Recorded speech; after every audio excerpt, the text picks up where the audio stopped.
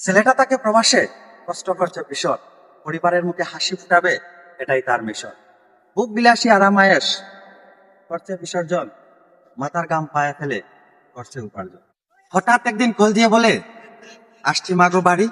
একটু রেগে মা বললেন, কেন আসতে চাও তাড়াতাড়ি? তোমার ছোট্ট বোনটি বড় হয়েছে, বিয়ে দেবো তারই। আর কটা দিন কষ্ট করে থাকো প্রবাসে, বোনের বিয়ে দিয়ে তুমি আসতে পারো দেশে। বোনের বিয়ের পরে বলল, বাড়ি আসছি মা। মা বললেন, কত দেনা, তুই কি জানিস না?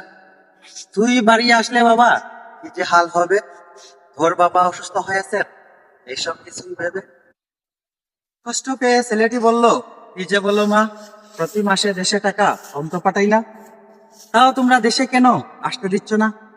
আসবো না মা দেশে, আর চিন্তা করো না।